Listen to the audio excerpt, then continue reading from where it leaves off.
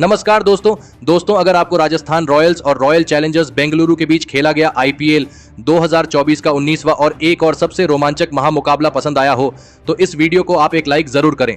इस वीडियो का like target 400 like है, तो इस वीडियो को आप दिल से लाइक जरूर करें। दोस्तों, आईपीएल 2024 के 19वें और एक और सबसे रोमांचक महामुकाबले में आईपीएल इतिहास की दो सबसे बड़ी टीमें एक दूसरे से भिड़ी।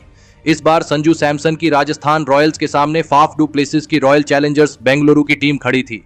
इस रोंगटे खड़े कर देने वाले महामुकाबले में राजस्थान के कप्तान संजू सैमसन ने टॉस जीता और पहले गेंदबाजी का फैसला लिया और बेंगलुरु की टीम को पहले बल्लेबाजी के लिए आमंत्रित किया।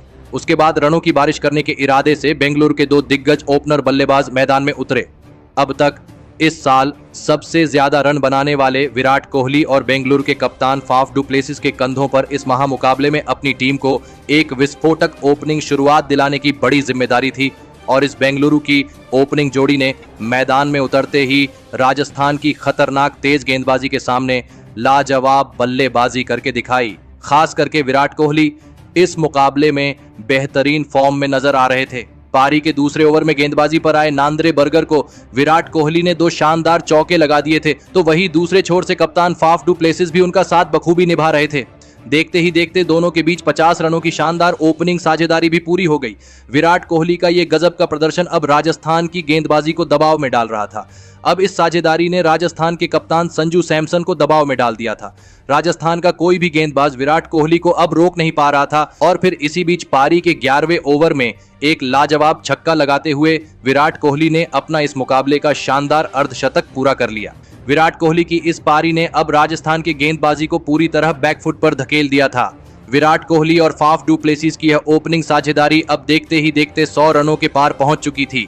कप्तान संजू सैमसन अब बहुत ही ज्यादा दबाव में दिखने लगे थे। दूसरे छोर से कप्तान फाफ डू प्लेसी का बल्ला भी चल रहा था।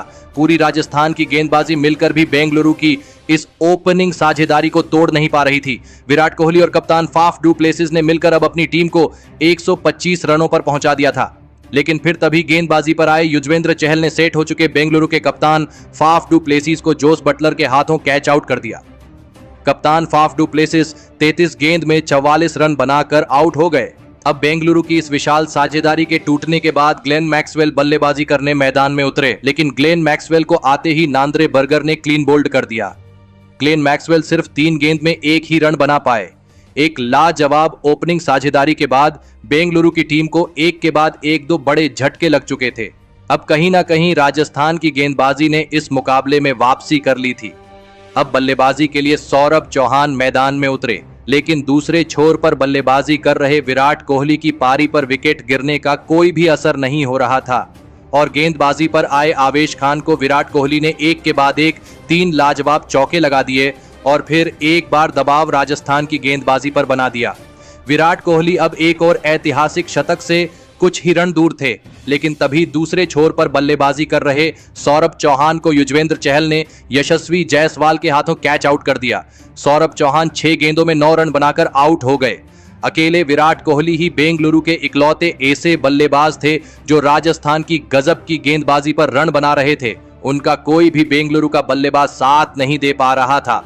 अब बल्लेबाजी के लिए कैमरन ग्रीन मैदान में उतरे, लेकिन अब मैदान में बैठा हर एक दर्शक अपने कुर्सी से उठ चुका था, क्योंकि खुद विराट कोहली 99 रनों पर बल्लेबाजी कर रहे थे और फिर लाजवाब फॉर्म में चल रहे विराट कोहली ने 1 रन लेते हुए अपने करियर का एक और ऐतिहासिक शतक पूरा कर लिया।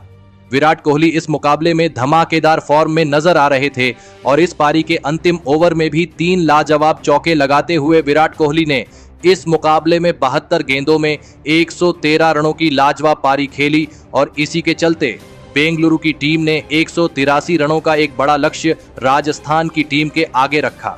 उसके बाद बेंगलुरु से मिले 184 रनों के विशाल लक्ष्य का पीछा करने राजस्थान के दो दिग्गज फॉर्म में चल रहे ओपनर बल्लेबाज मैदान में उतरे। यशस्वी जायसवाल और जॉस बटलर के कंधों पर इस बड़े लक्ष्य का पीछा करते हुए अपनी टीम को एक विस्फोटक ओपनिंग शुरुआत दिलाने की बहुत ही बड़ी जिम्मेदारी थी, लेकिन बेंगलुरु की तेज गेंदबाजी ने राजस्थान की इन उम्मीदों को पारी के पहले ही ओवर में तोड़ दिया और गेंदबाजी पर आए रीस टॉपली ने यशस्वी जायसवाल को ग्लेन मैक्सवेल के हाथों कैच आउट कर दिया। यशस्वी जायसवाल बिना खाता खोले ही आउट हो गए।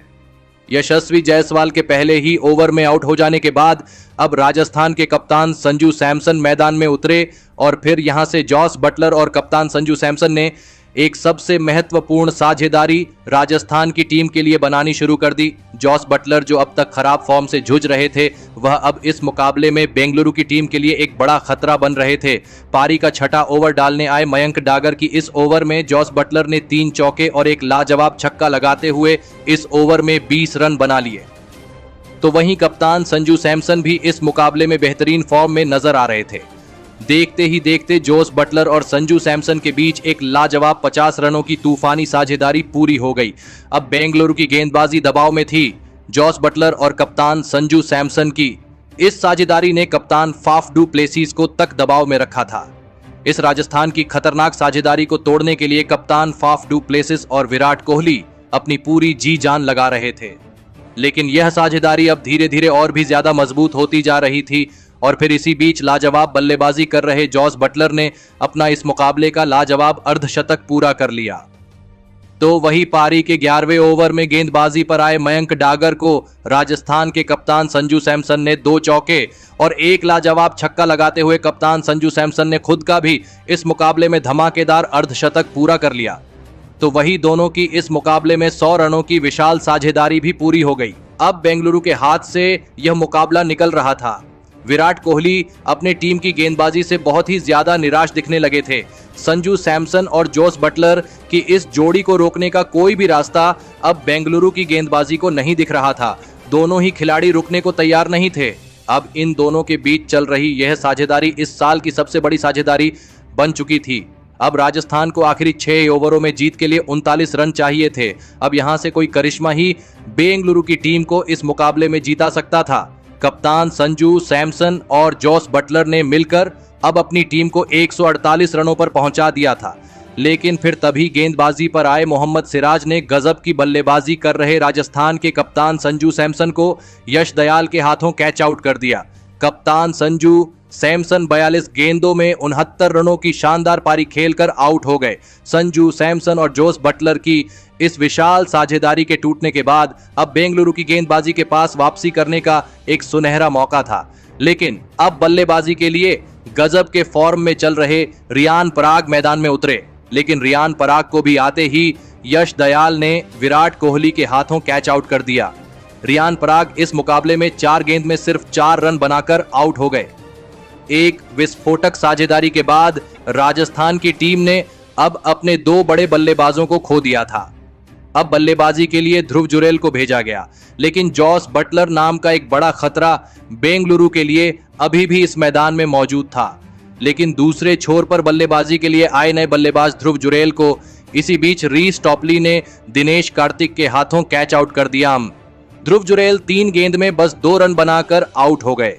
अब देखते ही देखते राजस्थान का चौथा बड़ा विकेट गिर चुका था, लेकिन फिर भी दबाव अभी भी बेंगलुरु की गेंदबाजी पर साफ दिख रहा था। अब बल्लेबाजी के लिए सिमरन हेटमायर मैदान में उतरे और सिमरन हेटमायर ने आते ही एक शानदार चौका लगा दिया। अब राजस्थान को जीत के लिए आखिरी 3 ओवरों में 14 रनों की जरूरत थी, लेकिन अब जॉस बटलर भी अपने शतक के बहुत ही नजदीक पहुंच चुके थे।